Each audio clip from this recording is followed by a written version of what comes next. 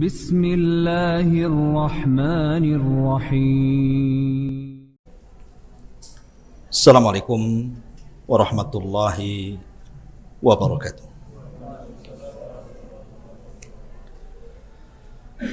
Alhamdulillah wassalatu wassalamu ala rasulillah wa ala alihi wa sahbihi wa mawalah wa la hawla wa la quwata illa billahi wa ba'du. Sebelumnya saya minta maaf ya karena jadwal tadi jam 10 seharusnya, karena tadi ada orang Kupang tadi itu yang memasuki Islam, jadi saya diminta untuk mensyahadatkan dulu, jadi agak telat juga tadi jadi sampai sini. Taib, sebagaimana yang kita janjikan, insyaallah kajian di Darus Sakinah ini kita akan membahas tentang qasasu as-sahabah, kisah-kisah dari sahabat-sahabat Nabi sallallahu alaihi wa ala alihi wasallam. Tentu tema ini sangat baik sekali karena yang namanya al-qasas, kisah-kisah itu menurut Sufyan Ats-Tsauri rahimahullahu taala adalah jundun min junudillah, tentara daripada tentara-tentara Allah Subhanahu wa taala. Makna daripada tentara dari tentara-tentara Allah adalah apabila kita menghadapi sebuah kesulitan, maka kita bisa mencontoh mereka dalam menghadapi kehidupan kita, entah dalam dakwah atau yang lainnya. Makanya Quran sendiri sepertiganya adalah kisah umat-umat terdahulu. Dan itu untuk menenangkan hati Nabi sallallahu alaihi wa ala alihi wasallam, bahwa dalam berdakwah itu pasti ada halangan dan rintangan. Begitulah para nabi sebelumnya. Maka kita juga sama. Ketika kita berdakwah, kalau ada halangan dan rintangan, maka lihatlah para sahabat.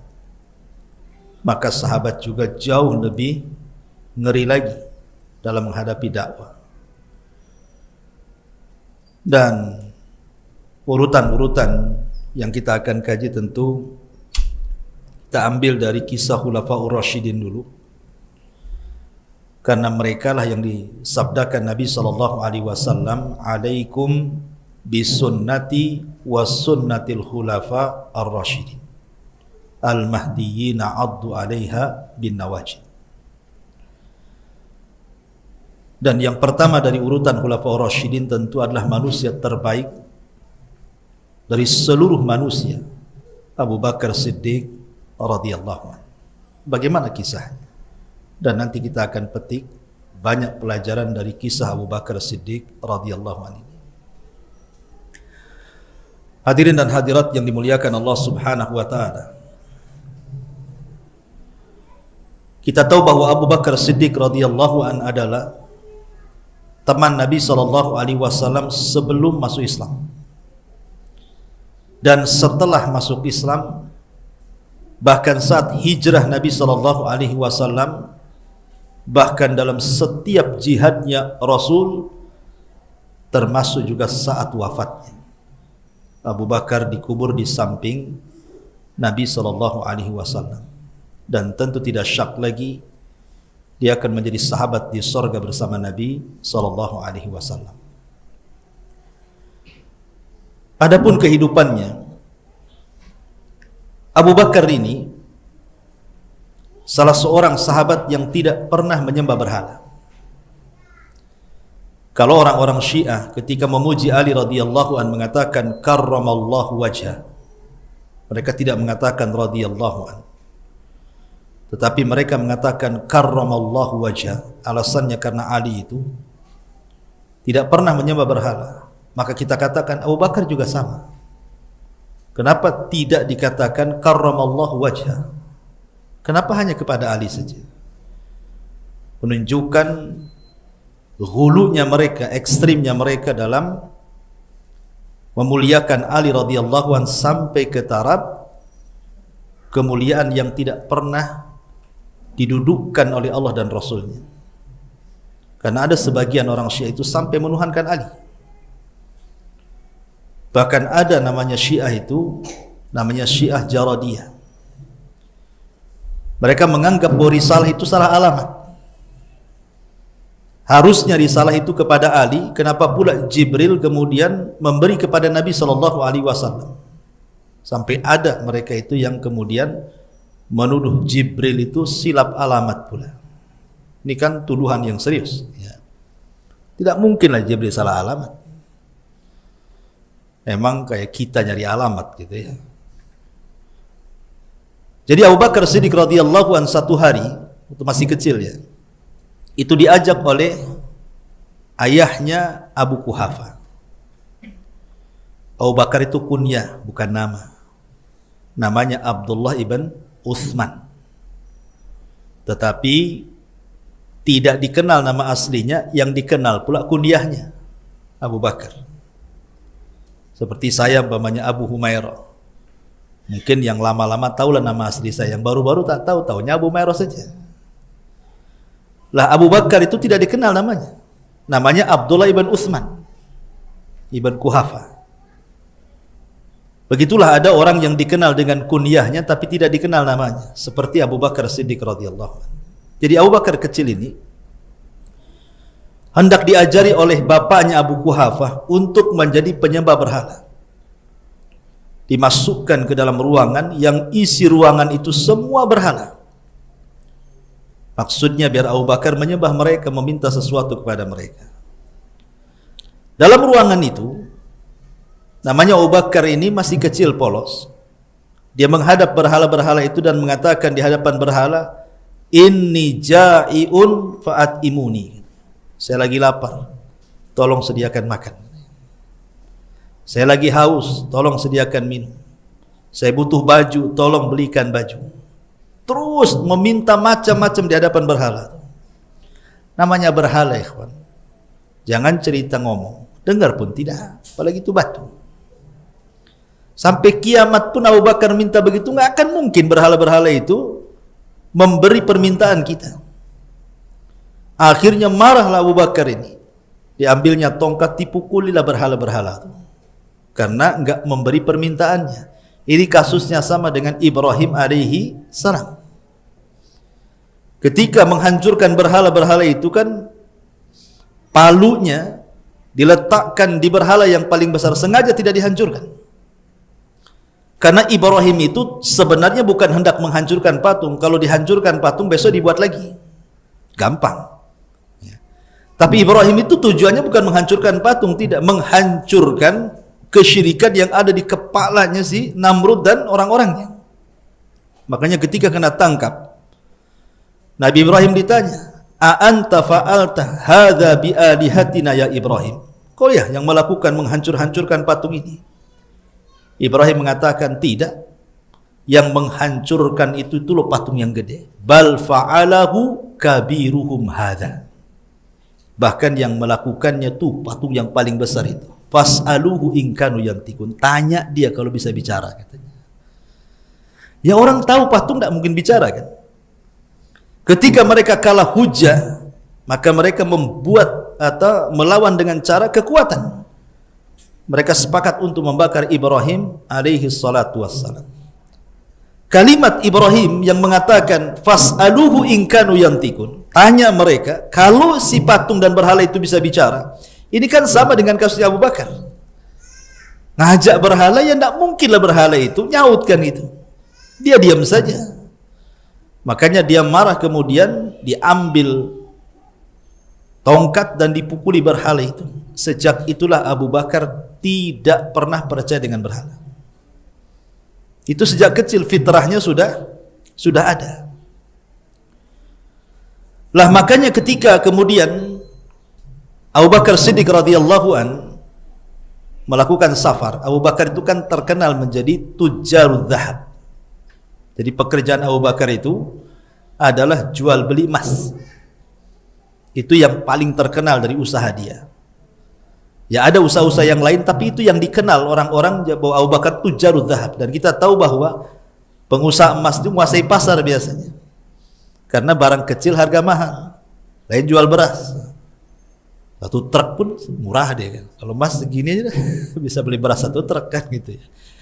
Kalau jual beras, beli emas dapat segini. Kalau jual emas dapat beras satu truk kan gitu ya. Kalau penjual emas itu dia menguasai pasar. Makanya dikenal Abu Bakar itu orang kaya. Kaya sakaya-kayanya. Jadi satu hari dia safar, ini di masa jahiliyah. Karena hatinya itu memang sudah tidak ngeh lagi dengan berhala itu. Memang tidak ada keinginan menyembah berhala. Makanya beberapa teman-teman Abu Bakar di zaman jahiliyah itu mereka para hunafa. Orang-orang yang terpengaruh dengan agama Ibrahim yang tidak suka dengan berhala. Ada orang-orang Hanif di zaman jahiliyah itu yang mereka tidak suka berhala. Salah satunya Abu Bakar. Ketika safar ke Syam, Abu Bakar Siddiq radhiyallahu anhu berjumpa dengan pendeta Buhairah. Ma'ruf pendeta Buhairah namanya, Buhairah Rahib. Yang di masa Nabi SAW berusia 12 tahun, kemudian diajak pamannya untuk berniaga ke Syam, kemudian dihadang oleh Buhairah Rahib. Jangan pergi ke Syam, karena ponakanmu Muhammad ini punya ciri dan tanda kenabian. Kalau orang-orang Yahudi tahu, dia akan membunuhnya. Sebaiknya pulangkan lagi dia ke Mekah. Lah Buhairah ini pernah berjumpa dengan Abu Bakar di masa jahiliyah. Entah ngomong apa Abu Bakar dengan Buhairah itu, yang intinya bahwa ketika Buhairah Rahib tahu Abu Bakar ini dia orang Mekah dari kabilah Quraisy, kemudian ditanya macam-macam, kata Buhairah, kalau tidak salah pandanganku, maka engkau wahai Abu Bakar, engkau akan mendapati seorang nabi, dan engkau akan menjadi menterinya, dan engkau akan menjadi khalifah setelahnya. Itu ramalan daripada Buhairah. Tapi Abu Bakar tidak menceritakan kepada siapapun kecuali setelah masuk Islam. Karena kan takut fitnah masalahnya kan. Maka ketika betul-betul Allah Subhanahu wa taala takdirkan Nabi SAW diutus menjadi nabi dan rasul. Karena sebelum diutus jadi nabi dan rasul, Rasul dengan Abu Bakar itu sudah menjadi teman dalam berniaga. Jadi Abu Bakar tahu betul bagaimana karakter Rasul, bagaimana akhlaknya, bagaimana kejujurannya, bagaimana amanahnya, bagaimana muamalahnya. Abu Bakar paham betul siapa Nabi. Ketika betul-betul kemudian Nabi SAW diangkat menjadi Nabi dan Rasul, dan Abu Bakar diajak untuk masuk Islam, tidak ada keraguan sedikit pun dalam Abu Bakar. Langsung dia mengatakan, Asyhadu an la ilaha illallah wa asyhadu annaka Rasulullah. Satu-satunya sahabat yang saat masuk Islam tidak ada keraguan hanya Abu Bakar. Semua sahabat ragu-ragu, ia ke Nabi ataukah bukan. Jangan-jangan ngaku-ngaku. Termasuk Umar ragu-ragu, bahkan mau bunuh lagi. Makanya satu-satunya sahabat yang ketika masuk Islam tidak ada keraguan sama sekali hanyalah Abu Bakar. Wajar, bahkan layak disematkan kalimat As-Siddiq di belakang namanya. Abu Bakar As-Siddiq. Siddiq itu artinya pembenar. Karena dia membenarkan secara totalitas. Ketika diajak masuk Islam, sami'na wa ata'na. Langsung masuk Islam. Kan luar biasa ya kawan. Makanya para ulama apabila memuji Abu Bakar, kenapa Abu Bakar dilebihkan dari semua sahabat yang lainnya? Bukankah masing-masing sahabat itu punya keutamaan? Ada pakar-pakar Quran seperti Ubay bin Ka'ab, kemudian Abdullah bin Mas'ud, Mu'ad bin Jabal. Ada pakar-pakar jihad seperti Khalid bin Walid, Abu Ubaidah ibnul Jarrah. Ada pakar-pakar sedekah seperti Abdurrahman ibn Auf, Utsman ibn Affan dan yang lainnya. Lalu kenapa kemudian Abu Bakar dianggap paling istimewa dari seluruh sahabat yang ada? Kata ulama, bima waqara fi qalbi. Karena Abu Bakar punya amalan hati yang tidak dimiliki semua sahabat. Abu Bakar punya amalan hati yang tidak dimiliki oleh semua sahabat. Di mana Abu Bakar ketika beriman kepada agama Rasul tidak ada keraguan sedikit pun. Itulah hebatnya Abu Bakar. Makanya kalau seandainya keimanan Abu Bakar ditimbang di satu neraca, kemudian seluruh manusia selepas Nabi ditimbang di neraca satunya, masih berat Abu Bakar Siddiq radhiyallahu anhu keimanannya. Karena tidak semua orang mampu melakukan seperti yang dilakukan Abu Bakar Siddiq radhiyallahu anhu. Ma'asyiral muslimin yang dimuliakan Allah Subhanahu wa taala. Ketika Abu Bakar Siddiq radhiyallahu an di permulaan Islam, kita tahu bahwa Abu Bakar ini dijuluki sebagai awwalu khatibin fil Islam. Orang yang pertama menjadi khatib, pendakwah dalam Islam. Itulah Abu Bakar. Belum ada orang yang berdakwah di masa itu kecuali Abu Bakar. Maka yang disebutkan dalam sejarah itu, banyak orang-orang yang kemudian diislamkan Abu Bakar Siddiq radhiyallahu an dari 10 sahabat yang dijanjikan masuk surga. Sebut saja, di sana ada Zubair ibn Awam, masuk Islam di tangan Abu Bakar. Kemudian Utsman ibn Affan, masuk Islam di tangan Abu Bakar. Kemudian Sa'ad bin Abi Waqqas, masuk Islam di tangan Abu Bakar. Kemudian Abdurrahman ibn Auf, Abu Ubaidah ibnul Jarrah, termasuk Abu Salamah ibn Asad, termasuk Al-Arqam ibn Abi Arqam yang rumahnya dijadikan markas dakwah di zaman itu. Dan banyak lagi. Artinya 6 orang yang termasuk al-mubashshiruna bil jannah, orang-orang yang dijanjikan masuk surga itu, semua Islam di tangan Abu Bakar. Luar biasa. Bahkan bukan hanya itu saja, di zaman itu tidak ada keluarga yang semua masuk Islam kecuali Abu Bakar. Kalau keluarga yang lain mungkin suaminya masuk Islam, istrinya tidak. Istrinya masuk Islam, suaminya tidak. Anaknya masuk Islam, bapaknya tidak. Bapaknya masuk Islam, anaknya pula tidak. Tapi Abu Bakar ini satu keluarga masuk Islam. Apa enggak hebat tuh? Dia masuk Islam, istrinya masuk Islam, anaknya masuk Islam, bapaknya Abu Quhafa masuk Islam. Walaupun ada yang Islam belakangan, ada yang Islam awal. Seperti bapaknya kan Islam belakangan. Abu Quhafa itu masuk Islam kapan? Setelah Fathu Mekah masuk Islam dia. Dan sudah tua, Abu Quhafa itu buta, rambutnya sudah putih semuanya. Jadi ketika setelah Fathu Mekah itulah datang hidayah kepada Abi Quhafa, ayahanda Abu Bakar, untuk masuk Islam dan menemui Nabi SAW. Berangkatlah Abu Bakar dan ayahandanya Abu Quhafa menghadap Rasul untuk masuk Islam dan berbaiat kepada Rasul.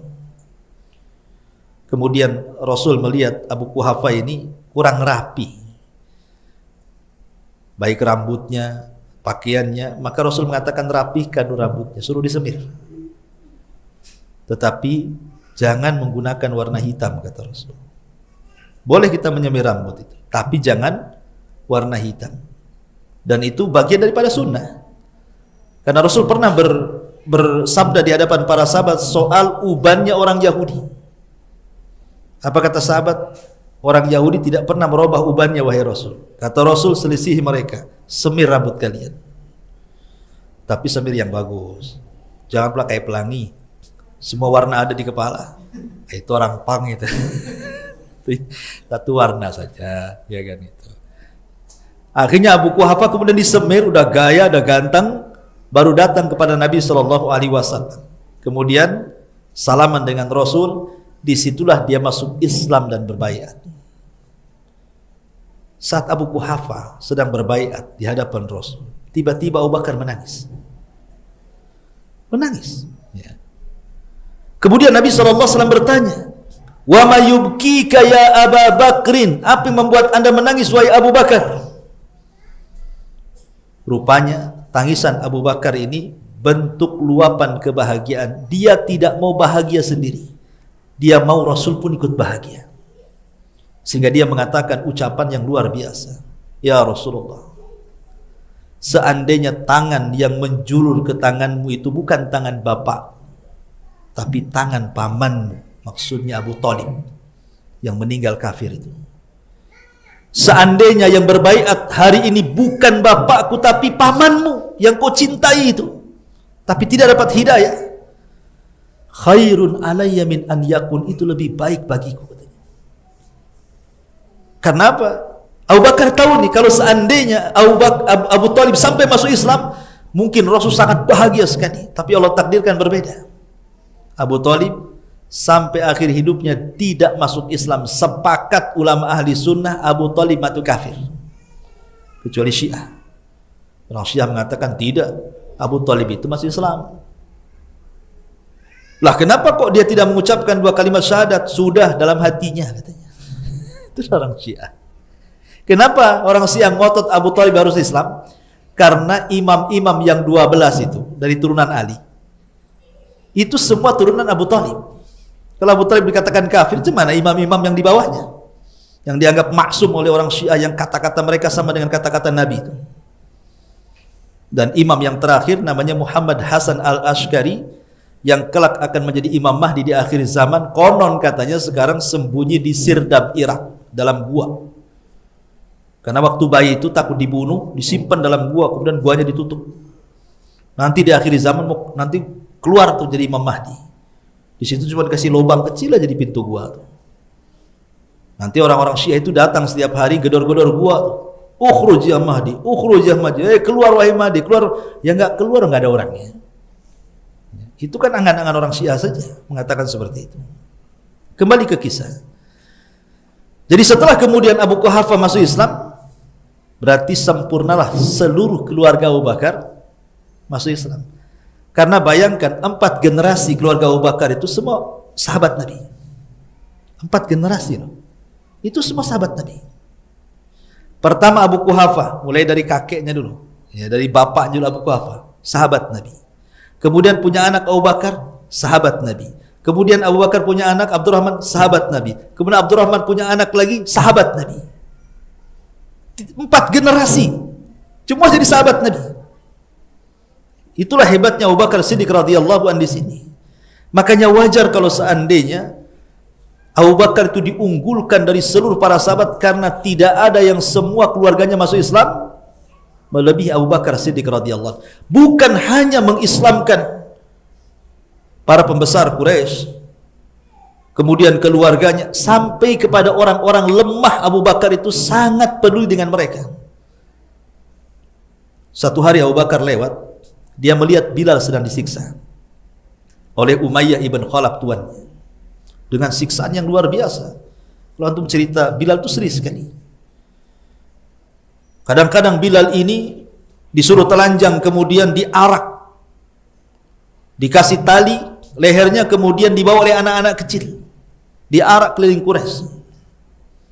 Coba kalau kita yang digunakan seperti itu, antum pamannya lehernya dikasih tali, dibawa anak kecil, telanjang keliling batu besar ini, hilanglah marwah kita kan. Tapi itulah Bilal, demi memperjuangkan Islam. Maksudnya supaya dia murtad, tapi tidak murtad juga. Dipermalukan tidak bisa, akhirnya disiksa habis-habisan, dibawa kepada Sohroh, padang pasir yang rondo. Rondo itu sangat terik matahari. Cuaca sana beda dengan cuaca sini. Diikat di batu, dijemur seharian, terkadang dicambuk, dan pencambuknya tidak akan berhenti kecuali dia lelah sendiri. Tetapi Bilal itu luar biasa. Satu hari setelah dia hijrah ke Madinah, kemudian kumpul bersama para sahabat yang lain, ditanya soal kok dia tahan, disiksa sedemikian rupa, dan dia hanya mengucapkan ahadul ahad, ahadul ahad saja. Kok kamu bisa ya? Padahal semua sahabat tumbang kan. Contoh saja Ammar ibn Yasir, tumbang kan. Ketika melihat bapaknya dibunuh, ibunya dibunuh, kemudian dia dijanjikan oleh Abu Jahal, kau akan bebas wahai Ammar, asal kau pilih 2 perkara, puji sesembahan kami atau kau caci maki si Muhammad. Itu kan pilihan yang susah. Kalau tidak kau dibunuh, tapi kalau mau mengucapkannya kau dilepas. Terpaksalah Ammar bin Yasir mengucapkan kalimat kufur kan, memuji berhala dan mencaci maki Nabi. Walaupun setelah itu kemudian betul-betul Abu Jahal melepaskan Ammar, datang dia kepada Rasul menangis. Tapi Rasul SAW ketika itu turun ayat, illa man ukriha wa qalbuhu mutmainnun bil iman. Boleh Anda mengeluarkan kalimat kufur selama hatinya masih tenang dengan keimanan. Kata Rasulullah, kalau engkau disiksa lagi demi mempertahankan agamamu, kalau harus mencaci, caci saja. Tapi kan lihat, Bilal tidak sampai seperti itu. Dia tahan dengan siksaan. Makanya ditanya, kok kamu kuat wahai Bilal gitu ya. Yang lain tidak kuat, kok kamu kuat gitu ya. Apa kata Bilal? Rahasianya nih. Dia mengatakan apa? Karena aku campurkan antara sakit ketika diazab dengan manisnya iman yang kurasakan. Aku berusaha mencampurkan lezatnya iman dengan sakitnya saat diazab. Aku campurkan semuanya. Rupanya sakitnya diazab bisa kulewati karena aku merasakan manisnya iman. Itu kan luar biasa. Ya. Kalau antum di posisi Abu Bakar, udah aku bertanda aja lah kan. Itulah karena keimanan kita tidak setangguh Bilal ibn Rabah. Ya. Lah Abu Bakar Siddiq radhiyallahu an melintas di situ. Dia melihat bagaimana Bilal disiksa. Dia datang kepada Umayyah dan mengatakan, ya Umayyah, kenapa kau siksa budakmu? Maka Umayyah mengatakan, kau yang merusak otak dia sehingga dia rusak jadinya. Kata Abu Bakar, kalau begitu kau mau jual Bilal kepadaku? Jualah kepadaku. Ya, aku jual dengan harga sekian dan sekian. Itu harga mahal kali. Yang kalau beli beberapa budak dapat itu. Hanya untuk memerdekakan Bilal, Abu Bakar merogoh uang sebanyak mungkin. Ambil Umayyah. Makanya Umar bin Khattab memuji Abu Bakar dan mengatakan apa? Abu Bakrin Siddiq Sayyidun a'taqa sayyidan. Abu Bakar itu sayyid, pemimpin, dan dia yang memerdekakan seorang pemimpin juga, Bilal ibn Rabah. Dan banyak, bukan Bilal saja, dia merdekakan Abdullah ibn Fuhairah, kemudian Zunairah, banyak budak-budak itu. Sehingga orang-orang yang menyangka, termasuk juga bapaknya menyangka, ini Abu Bakar ini banyak membeli budak ini untuk apa? Kan orang-orang Quraisy ini kalau membeli budak kan tidak sembarang beli. Mungkin tujuannya untuk dipekerjakan di kebun, atau kalau dia punya usaha ya untuk jadi karyawan, atau punya kebun mungkin untuk nyangkul dan begitu seterusnya. Itu tujuan orang beli budak kan di zaman itu untuk dipekerjakan. Tapi Abu Bakar ini membeli budak yang lemah-lemah semuanya. Budak-budak lemah, tidak bisa untuk apa-apa, tidak bisa untuk melindungi. Sehingga kemudian sampailah ke telinga ayahnya yang ketika itu masih kafir ayahnya. Karena saya tadi sudah katakan ayahnya Abu Bakar masuk Islam setelah Fathu Mekah, itu setelah hijrah kan. Jadi Abu Quhafa ini ngomong sama anaknya Abu Bakar, kamu ini kalau merekakan budak yang benar, cari yang kuat-kuat supaya bisa bekerja. Yang lemah-lemah pula kau merdekakan. Lihat jawaban Abu Bakar. Dia mengatakan, ya abi a'taqtuhum liwajhillah. Wahai bapakku, aku merdekakan mereka bukan apa-apa. Aku hanya mencari wajah Allah subhanahu wa ta'ala. Dari sini turun ayat, fa'ammaman fasayujannabuhal atqa alladhi yu'ti malahu yatazakka wa ma li ahadin indahu min ni'matin tujza illa ibtigha'a wajhi rabbihil a'la fala sawfa yarda wala sawfa yarda. Turun ayat ini, wasayujannabuhal atqa, dan neraka akan dijauhkan dari orang yang bertakwa. Siapa yang bertakwa di sini? Abu Bakar. Kenapa? Alladhi yu'ti ma lahu yatazakka, karena dia sudah menghabiskan hartanya dalam rangka membersihkan jiwanya, dan dia tidak minta balasan kepada Allah kecuali hanya minta keridhaannya saja. Wala saufa yarda, dan Allah pasti akan memberikannya. Turun ayat ini. Ya. Lihat bagaimana Allah subhanahu wa ta'ala memuji Abu Bakar dengan pujian yang luar biasa. Sampai Allah turunkan ayat. Lah ketika Abu Bakar Siddiq radhiyallahu anhu kemudian, satu hari dia melihat Nabi SAW sedang dikeroyok. Nabi ini sedang berdakwah di pasar. Tiba-tiba dikeroyok sama orang-orang pasar itu. Datang Abu Bakar, melerai, dan mengatakan, ataqtulu rajulan yaqulu rabbi Allah. Kenapa kalian ini kau hendak membunuh orang yang hanya mengucapkan kalimat Rabb kami Allah? Apa salah kalimat itu? Maksudnya Nabi SAW, kalian hendak membunuh orang yang mengucapkan Rabb kami Allah? Apa salah dengan dia? Hanya mengucapkan kalimat itu, kalian keroyok dia katanya. Oh, ketika Abu Bakar membela Rasul, ini orang yang tadinya mengeroyok Nabi, balik mengeroyok Abu Bakar.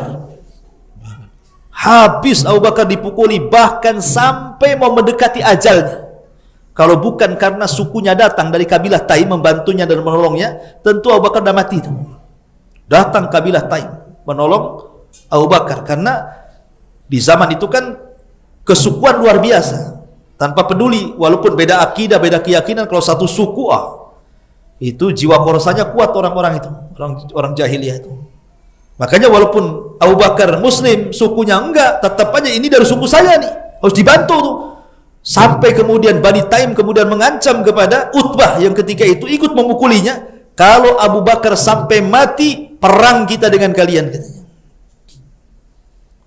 Akhirnya kemudian Abu Bakar pun diselamatkan, dibawa pulang, diobati, sampai akhirnya dia siuman. Ketika dia tersadar dari pingsannya, yang pertama kali dia tanyakan, kaifa halun Nabi? Macam mana kondisi Nabi? Karena kan ketika itu dia melerai Nabi kan. Jadi pertama dia bangun, itu pula yang ditanyakan. Padahal tabib, dokter yang datangkan ibundanya itu, Ummu Ruman itu, disuruh minum obat tak mau, disuruh makan tak mau, disuruh minum tak mau. Dia hanya ingin bagaimana kondisi Nabi, saya ingin melihatnya. Luar biasa kecintaan Abu Bakar nih. Sampai akhirnya kemudian betul-betul Abu Bakar dipapah sampai menemui Nabi SAW dengan ibundanya dan seorang budak yang sudah masuk Islam tapi disembunyikan keislamannya. Setelah melihat Rasul SAW, barulah Abu Bakar senang. Disitulah dia baru mau minum, mau makan, minum obat gitu kan. Sampai seperti itu dalamnya kecintaan Abu Bakar. Kemudian Abu Bakar mengatakan, ya Rasul, ini ibuku, kenalkan ini ibuku. Kemudian Abu Bakar mengatakan, ya ibu, bersahadatlah ini Rasulullah. Akhirnya ibundanya masuk Islam ya. Itulah luar biasa Abu Bakar. Ma'asyiral muslimin wal muslimat rahimani wa rahimakumullah.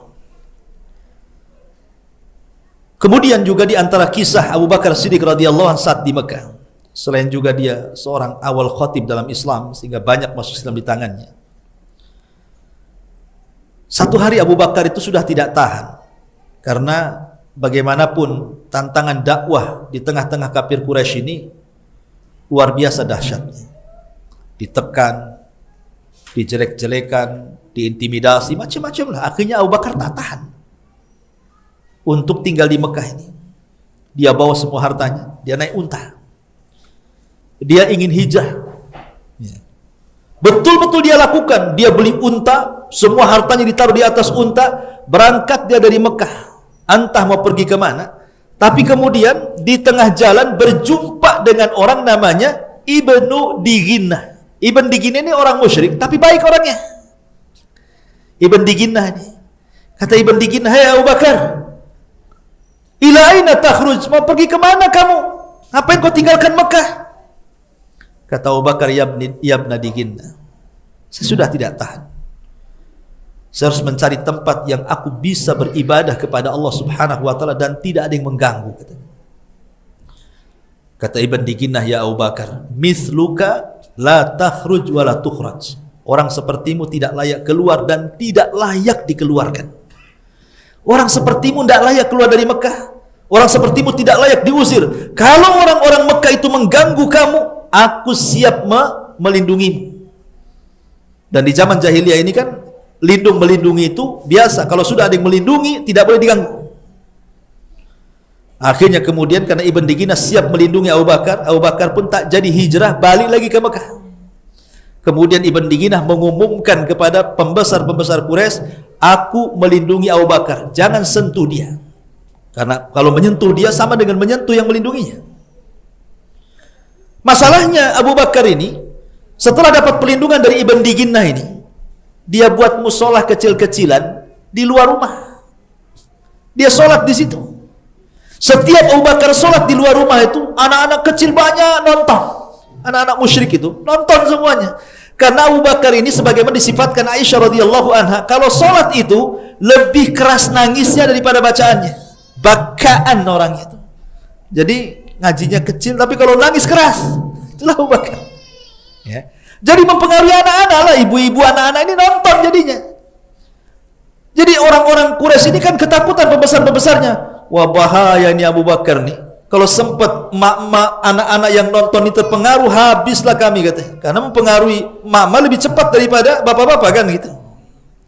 Apalagi anak-anak banyak di situ. Datanglah pembesar Quraisy kepada Ibn Diginah, kan nggak bisa menyentuh Abu Bakar masalahnya kan, karena sudah ada perlindungan dari Ibn Diginah. Datang mereka kepada Ibn Diginah. Ibn Diginah ngomonglah sama Abu Bakar itu, kalau bisa sholatnya jangan di luar rumah, dalam rumah aja sembunyi-sembunyi katanya. Dia sudah membuat fitnah bagi kami dan keluarga kami katanya. Akhirnya Ibn Diginah pun cobalah menasihati, tolonglah Abu Bakar, saya melindungi kamu itu ya tolonglah sholat di dalam. Ini orang Quraisy sudah nekan saya masalahnya. Kata Abu Bakar, tidak, saya akan tetap sholat di rumah. Kalau engkau wahai Ibn Diginah tidak mau melindungi aku, tidak ada masalah, ku lepaskan perlindunganmu. Kata Ibn Diginah, kalau seandainya perlindunganku dilepas, engkau akan berlindung kepada siapa wahai Abu Bakar? Maka Abu Bakar mengatakan, bijiwarillah, aku hanya berlindung kepada Allah, bukan kepadamu. Ma'asyiral muslimin yang dimuliakan Allah Azza wa Jalla, semakin kuat kan gangguan orang-orang Quraisy ini. Sampai-sampai Nabi SAW mengizinkan beberapa para sahabat untuk hijrah ke Habasyah. Kata Rasul, kalau kalian ingin hijrah ke Habasyah sana.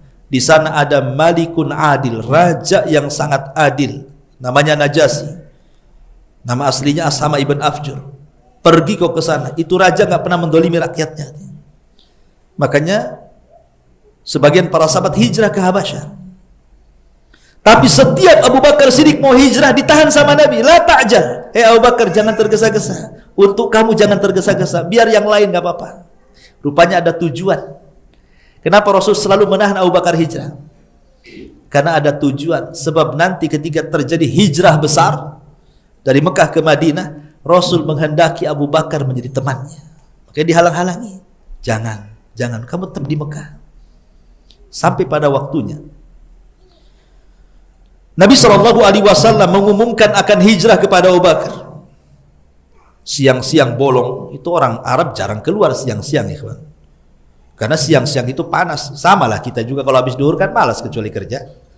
Kalau nggak kerja keluar duhur tuh kelayapan, panas kan gitu ya. Lah orang Arab kan begitu juga, kalau siang nggak pernah keluar mereka kecuali ada hajat yang mendesak. Lah Rasul keluar duhur-duhur itu menemui Abu Bakar. Kemudian mengatakan di rumah Abu Bakar, ya Abu Bakrin, innallaha qad adzina li bil hijrah. Abu Bakar, Allah sudah izinkan aku hijrah nih.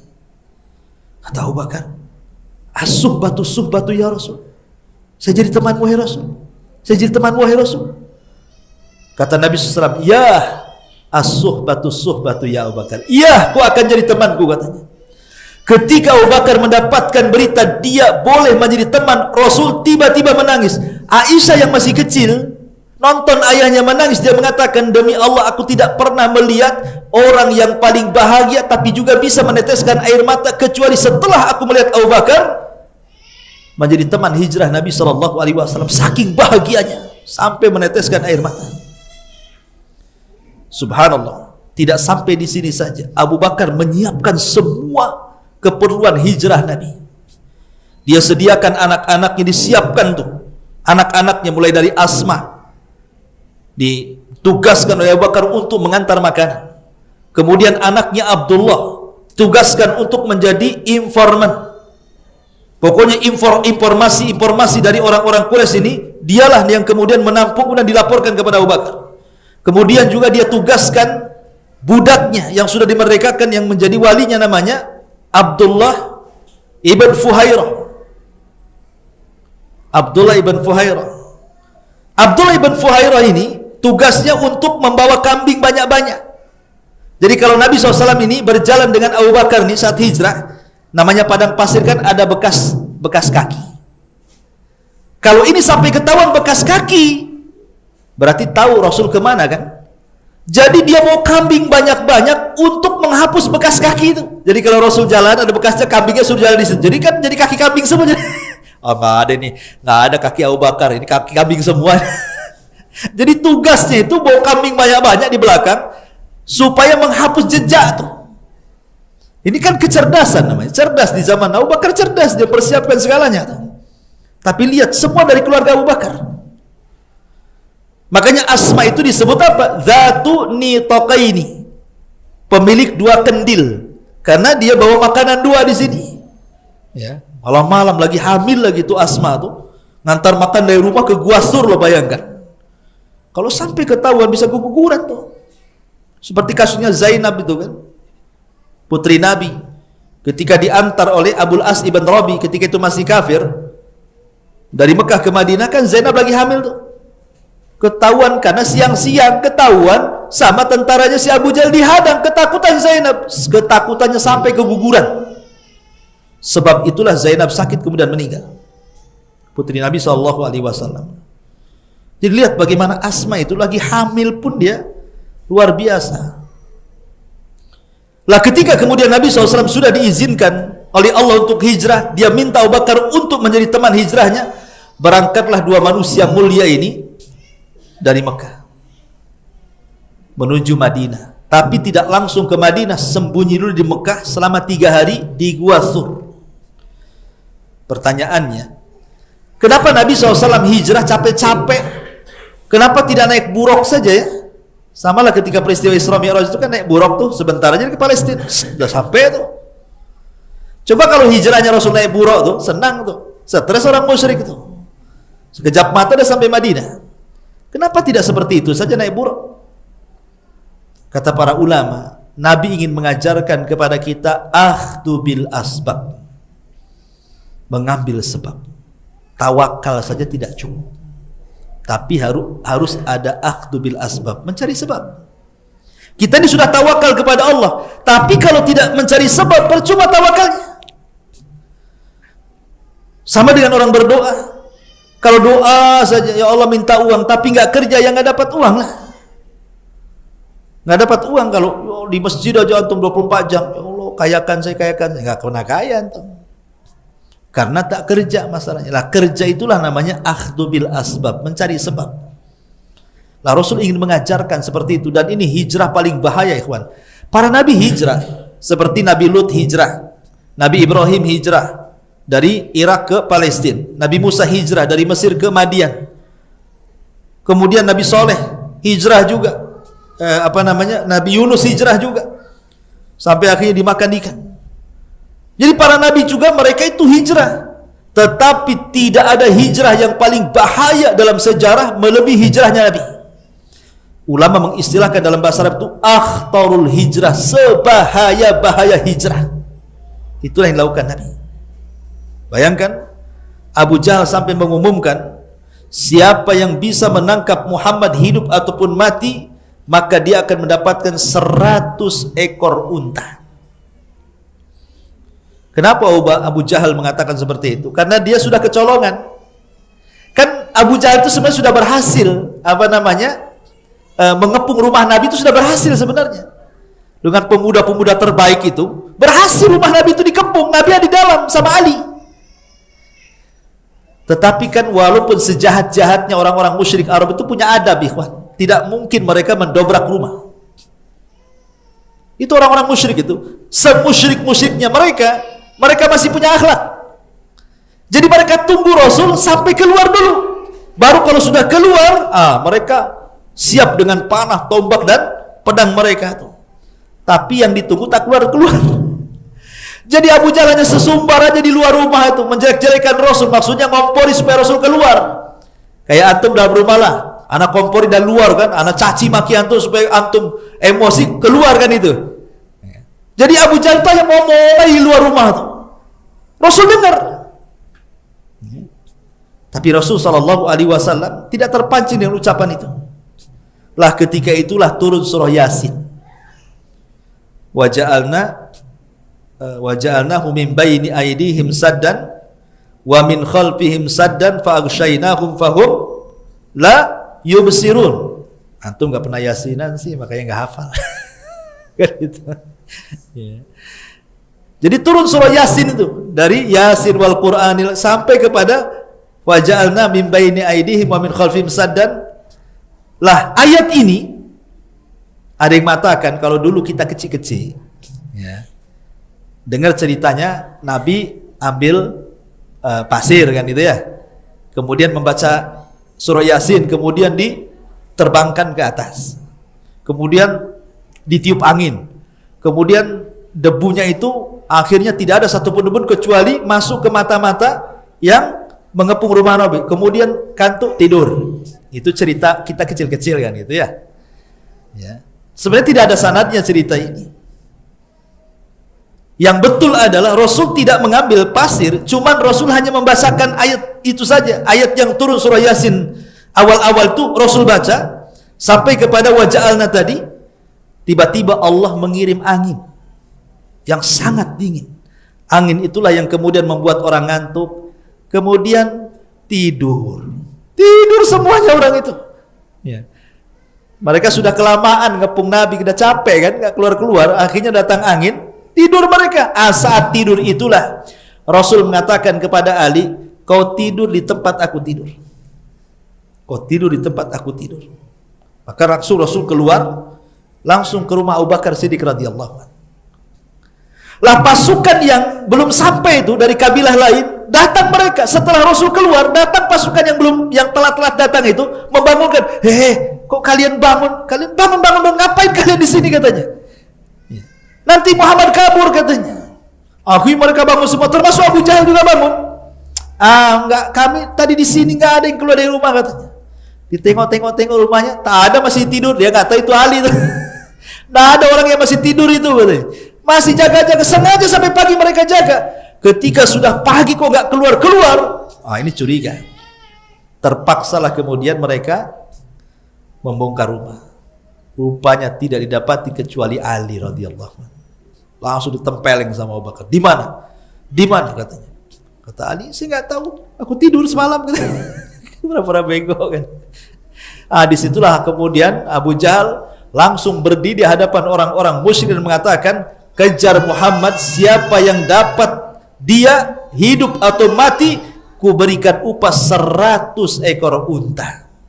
Ikhwan, 1 ekor unta ini itu harganya yang harga sedang ya, yang tipe B bukan tipe C, itu sekitar 100 jutaan, 90-100 juta lah. Kalau tipe A di atas itu. Artinya kalau seandainya unta yang diberikan Abu Jahal itu tipe A atau tipe A1, itu bisa 150 sampai 200 juta tuh harganya tuh. Berarti 1 unta bisa beli mobil Avanza. Berarti kalau 100 ekor unta, 100 Avanza, buka dealer tuh. Aku pikir 100 ekor unta.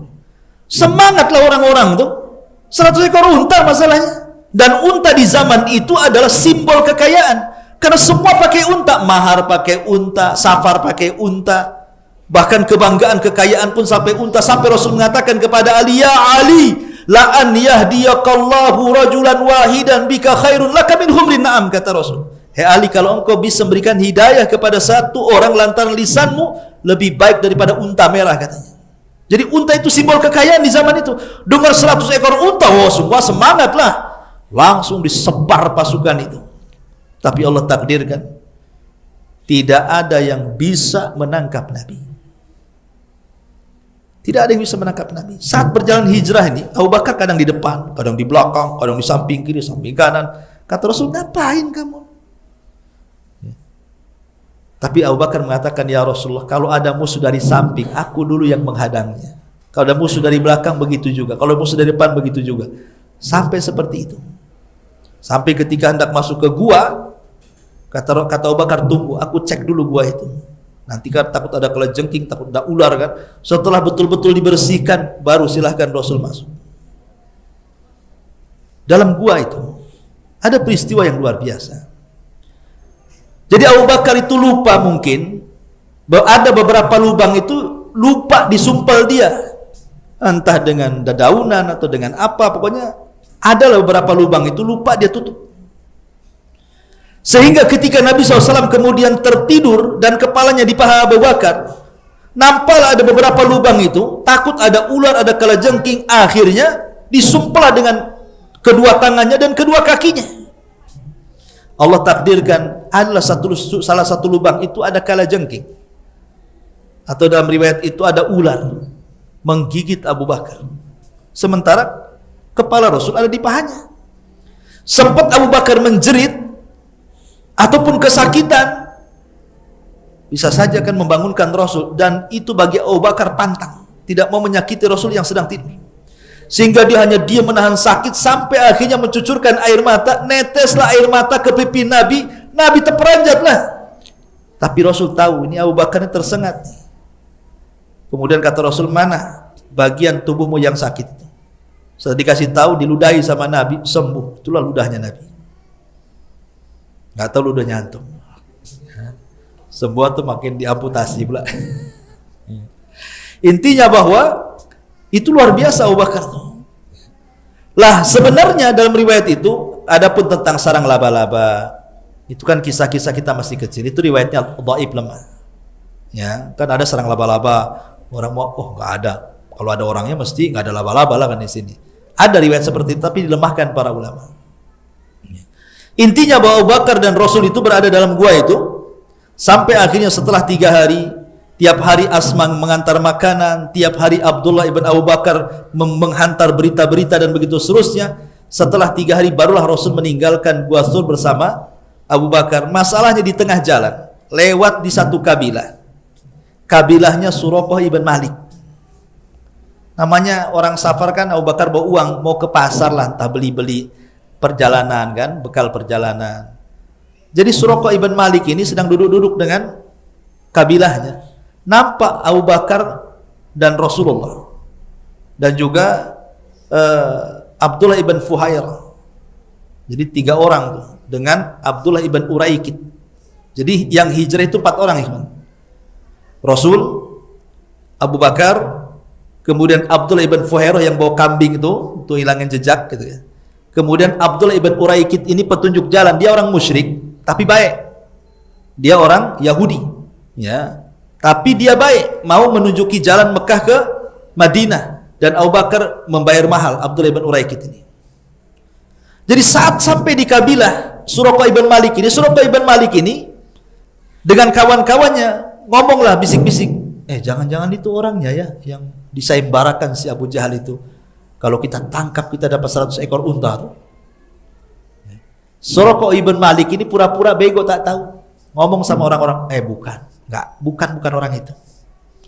Sebenarnya Suraqah ibn Malik tahu bahwa itu memang yang dikehendaki si Abu Jahal. Maksudnya gini, Suraqah ibn Malik itu, kalau seandainya dia tangkap Rasul rame-rame, ya 100 ekor unta bisa dibagi-bagi lah. Dapat berapa ekor unta saya nanti kan? Maunya dia ditangkap sendiri gitu, maksudnya Suraqah ibn Malik itu. Jadi dia ngomong sama kawan-kawan, bukan kalian salah orang itu, bukan itu. Dipegang-pegang sama Suraqah ibn Malik itu. Jadi kabilahnya itu ya diam-diam saja, oh bukan itu, ya sudahlah. Ketika Rasul sudah keluar dari pasar, udah beli perbekalannya, pergi, baru Suraqah ibn Malik pulang bawa kuda, bawa pedang, bawa macam-macam, mau ditangkap sendiri dia supaya dapat 100 ekor unta kan. Kalau rame-rame nanti bagi-bagi, ya. Jadi setelah jauh, Suraqah memacu kuda, dan Suraqah ini terkenal apa? Faris, seorang penunggang kuda terhebat. Suraqah ini dikenal karena di antara olahraganya orang-orang jahiliyah ketika itu selain gulat tuh pacuan kuda. Mereka suka memacu kuda, dan Suraqah ini termasuk Farisnya Arab, penunggang kuda terhebat dari penunggang kuda Arab itu. Sehingga sebentar aja nyusul Nabi itu.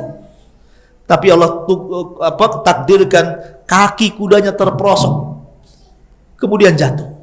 Dibangunkan lagi kudanya, naik lagi, terperosok lagi, jatuh sampai 3 kali. Abu Bakar dan Rasul hanya menyaksikan ini dari jauh. Ngapain orang ini? Asik naik kuda jatuh kan gitu. Dan itu aib, ikhwan. Kalau seorang penunggang kuda jatuh terperosok itu aib. Kayak antum lah umpamanya trek-trekan gitu kan. Disaksikan orang tiba-tiba jatuh kan malu. Ya, kayak siapa si Rosi itu siapa kan itu ya. Memang naik motor orang udah tepuk tangan, udah muji antum, tiba-tiba di gelanggang antum jatuh lagi. Apa resign antum jadi pembalap? Lah itu yang dirasakan Suraqah, malu dia. Ya. Jadi ketika dia terperosok, pedangnya terlempar, diambil sama Nabi. Kemudian Rasulullah SAW mengatakan, ya Suraqah, apa maumu? "Ya Rasulullah, saya akan menangkap kamu. Tapi begini jadinya, dia pula yang ditangkap Nabi." Gitu ya kan. Kata Rasul gini saja, "Kalau kamu ingin saya lepas, masuk ke Islam." Kata Suraqah, "Tidak, saya tidak akan masuk Islam. Tapi saya janji, wahai Muhammad, saya tidak akan kasih tahu kamu, tapi kamu juga jangan kasih tahu," katanya. Kata Rasul, "Apa?" "Jangan kasih tahu orang-orang kalau aku naik kuda berkali-kali jatuh," katanya. Ini aib masalah. "Saya akan lindungi kamu, saya tidak akan kasih tahu orang, tapi tolong rahasia saya juga jaga," katanya kan, kata Suraqah itu. Kata Rasul, "Ya Suraqah, kalau engkau mau masuk Islam, ku jamin engkau akan dipakaikan pakaian seorang raja dari Persia. Kalau kau masuk Islam." Coba bayangkan, Nabi ini dikejar-kejar, cerita menaklukkan Persia. Kira-kira dalam bayangan antum nih, apa orang ini? Kamu aja dikejar-kejar Quraisy, kok cerita mau menaklukkan Persia, negara adidaya pula, kan begitu ya. Tapi Rasul ngomong begitu bukan asal ngomong, dia memang wahyu. Tapi Suraqah ketika itu belum ngeh gitu kan. Tapi setelah Allah takdirkan dia masuk Islam, ketika perang Qadisiyah di zaman Umar bin Khattab, kemudian Persia takluk ke tangan kaum muslimin, kemudian Umar mengambil baju kebesarannya, yang pertama dipanggil siapa? "Aina Suraqah?" "Di mana Suraqah?" katanya. "Saya Rasul, sini. Nih, saya kasih bajunya." Dari situ Suraqah teringat. Karena Rasul pernah ngomong begitu. "Kalau kau masuk Islam, engkau akan dipakaikan pakaian kebesaran Raja Persia." Nah, inilah kenyataannya kan itu. Makin yakin kan itu. Ya. Baik, ma'asyiral muslimin yang dimuliakan Allah Azza wa akhirnya kemudian Rasul sampai di kota Madinah. Banyak kisah-kisah hijrah dengan Abu Bakar, tapi waktu. Kemudian setelah sampai di kota Madinah, maka Abu Bakar Siddiq radhiyallahu terus menemani Rasul sampai dalam setiap jihadnya. Bahkan yang pertama dalam peperangan, perang apa? Perang Badar. Abu Bakarlah orang yang pertama kali diajak musyawarah oleh Nabi. Tidak ada sahabat. Dia yang pertama diajak musyawarah soal perang. Sampai ketika kemudian di malam hari, Nabi istighatsah meminta pertolongan Allah dan mengatakan, "Allahumma intahlik hadhil isabah falan tu'bad abada." Ya Rabb, kalau kau hancurkan kelompok yang sedikit ini di perang Badar, habislah, kau enggak akan ada yang menyembah lagi, katanya. Saking khusyuknya Rasul, serbannya jatuh. Kata Abu Bakar, diambil ridanya itu, "Ya Rasulullah, sudah cukup. Allah mendengarkan doa." Ketika Abu Bakar ngomong begitu, Rasul diperlihatkan 1000 malaikat turun dari langit, dan Rasul mengatakan kepada Abu Bakar, "Ya Abu Bakrin, abshir. Berbahagialah, Allah sudah menurunkan pertolongannya." Jadi yang pertama kali menjadi mustasyar itu maksudnya orang yang bisa dianggap idenya diambil Abu Bakar itu, dia Abu Bakar Siddiq itu. Makanya dia jadi wazirnya Rasul. Apapun Abu Bakar Siddiq radhiyallahu anhu itu akan senantiasa berdiskusi dengan Nabi. Dan hebatnya Abu Bakar itu, ikhwan, dia tidak pernah membantah Nabi sedikit pun. Tidak pernah. Ya, kalau antum pamannya satu yayasan dengan saya jadi ketua yayasannya, mungkin antum hari-hari ngeritik saya, turun, ya, ganti, nggak beres nih, kan gitu ya. Kalau kita kan itu, kita susah untuk seide itu. Tapi Abu Bakar subhanallah, tidak pernah satu kata pun mengatakan Rasul salah, ide ini kurang bagus, tidak ada. Bahkan yang lebih hebat lagi, Abu Bakar itu meniru gaya Rasul, walaupun tidak tahu alasannya. Contoh, Rasul nangis, Abu Bakar langsung nangis. Tengok Rasul nangis, aku nangis juga lah. Rasul senyum, aku senyum. Rasul tertawa, aku tertawa. Begitu Abu Bakar tuh. Ya. Apapun yang dilakukan Nabi, pokoknya gayanya itu ikut gitu ya. Contoh umpamanya nih, ketika Rasul Shallallahu Alaihi Wasallam keluar sendirian, kemudian di tengah jalan berjumpa dengan Umar dan Abu Bakar. Ketika itu Madinah pacaklik luar biasa. Kemudian berjumpa, kata Rasul, "Kenapa kalian berdua keluar?" Kata Abu Bakar, "Lapar wahai Rasul." Kemudian disingkap. Zaman dulu kan baju bukan kayak kita. Zaman dulu tuh kayak kain ihram bajunya. Tentu kain ihram kan, cuma dilipat, bulat, itulah bajunya orang-orang dulu. Jadi kalau umpamanya perutnya diikat batu, ya tinggal disingkap kain ihramnya, nampaklah batunya kan. Itu cara orang dulu itu nahan lapar, ambil batu taruh di perut, diikat. Nah, ya, kalau antum gitu juga lah. Kalau antum lapar, ambil batu letak di depan perut, ikat. Nah, itu cara nahan lapar. Tapi antum nggak mau melakukan. Pasti kalau antum lapar ya ke warung bakso lah kan itu. Pengen pulang ngikut-ngikut batu, ya kan? Jadi kata Abu Bakar, lah Anda keluar ngapain wahai Rasul? Kata Rasul, lapar juga ya Abu Bakar. Kalau gitu kita datang yuk ke rumahnya Abu Haytham ibn Tihan. Abu Haytham ibn Tihan ini orang Ansor yang sangat dermawan, rumahnya di perbatasan Madinah. Datanglah rame-rame Rasul, Abu Bakar dan Umar itu. Karena memang terkenal dermawannya. Ketika sampai langsung disembelihkan kambing. Kemudian direbuskan kambing. Setelah kemudian di meja ada daging kambing rebusan, ada tamar, ada air putih gitu kan. Tiba-tiba Rasul menangis. Ketika Rasul menangis, Abu Bakar pula ikut menangis. Lain Abu Bakar, lain pula Umar. Umar tak mau, Rasul nangis ikut nangis, tak mau. Umar tanya dulu, Rasul ngapain kau nangis? Kan katanya, kita mau makan lah, ngapain nangis? Tapi Abu Bakar tidak.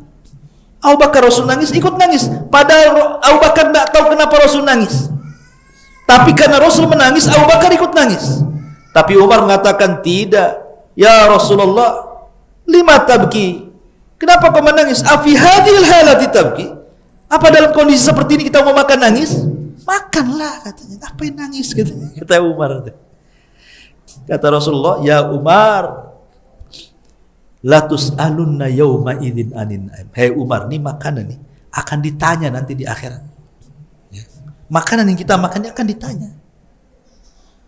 Jadi makanan yang antum makan itu akan ditanya. Karena ketika antum, kalau orang paham dengan makanan ikhwan, pamannya antum apalah COD apa gitu ya, anggap saja karedok ya, ataupun apa, pecel atau rawon atau gulai atau lele penyet, macam-macam lah, terserah kan. Kemudian ada di depan kita. Kalau orang berpikir ikhwan, kenapa makannya sampai ke kita? Nih, pecel itu ada kangkungnya, ada timunnya, ada kacangnya. Ini satu piring makanan ini melibatkan ribuan orang. Satu piring yang antum makan itu hakikatnya melibatkan ribuan orang. Baru sampai ke meja antum tuh. Kangkungnya dari mana? Dari kebun, Ustaz. Orang kebun kan ribuan tuh. Kemudian dari kebun diantar ke pasar jodoh. Kemudian dibeli ke warung. Nanti orang kebun ini nanam singkong, nanam apa, pakai pupuk, ke pabrik pupuk dulu.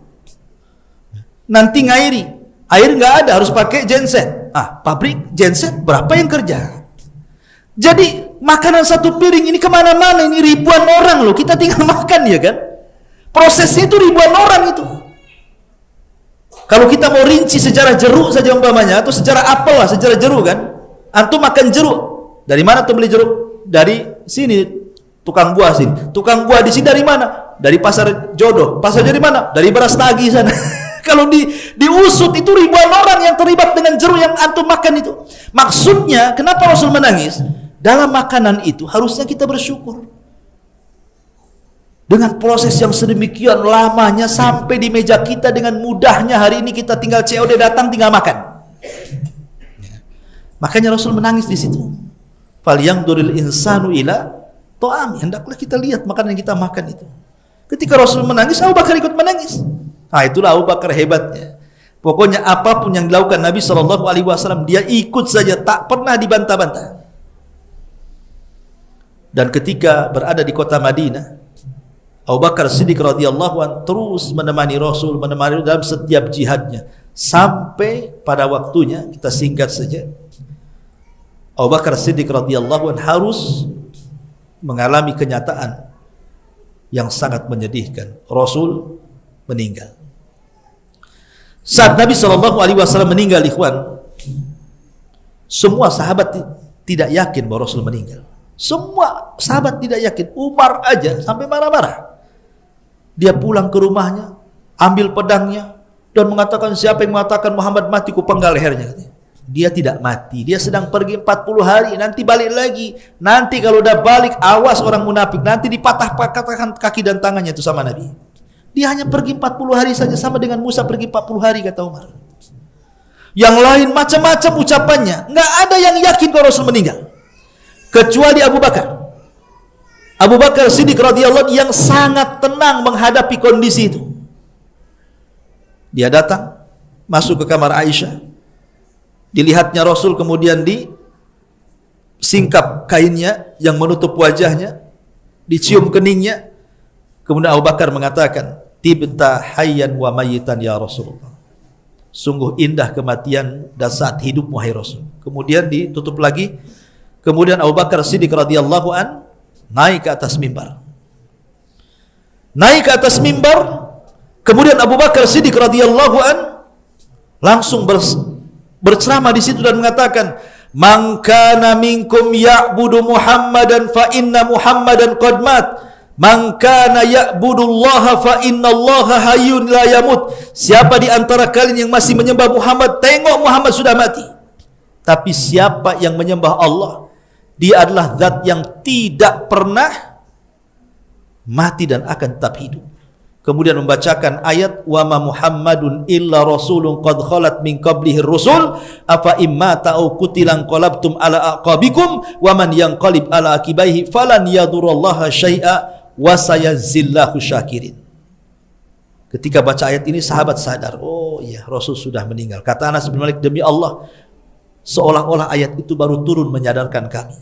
Tidaklah Muhammad itu melainkan Rasul, sama dengan Rasul-Rasul sebelumnya.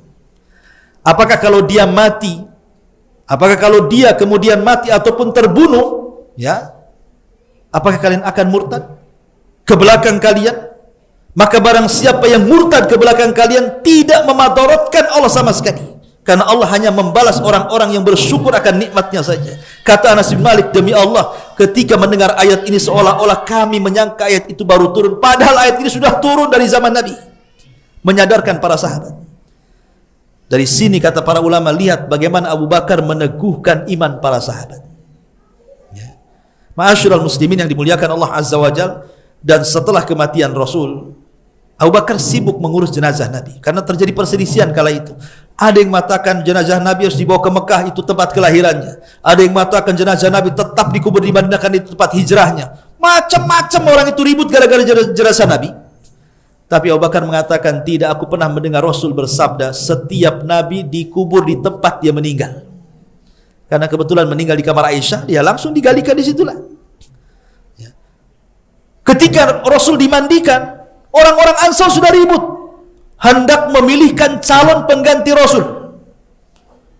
Akhirnya kemudian, karena ketika itu orang-orang Ansar menjagokan siapa? Sa'd bin Ubadah.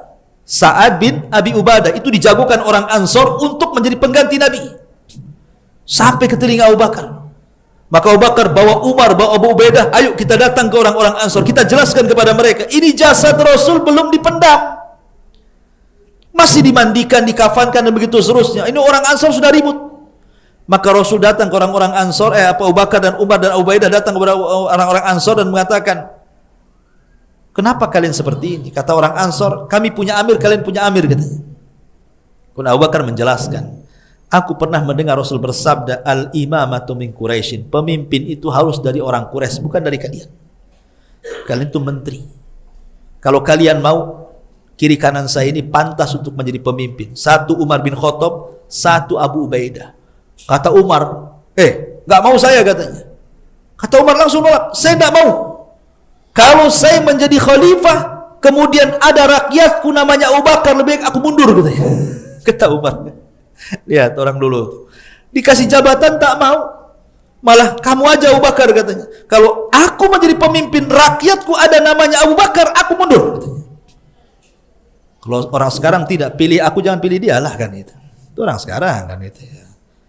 Kalau belum nyebarin hoax kan gitu. Si Fulan gini, nggak layak dipantas tuh, nggak layak dipilih dan begitu seterusnya. Tapi belakangan akhirnya tiba-tiba Umar dan Abu Ubaidah sepakat mengangkat Abu Bakar menjadi khalifah. Berbaiatlah bersama orang Ansor, tokoh-tokohnya itu. Itu namanya baiat khusus. Ya. Baru setelah itu dari Nadwa.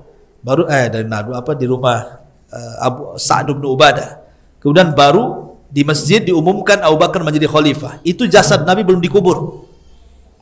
Karena Rasul itu meninggal hari Senin, dikuburnya hari Rabu. Berarti 3 hari jasad Rasul tidak dikubur. Tapi ingat, jasadnya para Nabi tidak mungkin dimakan tanah, kan?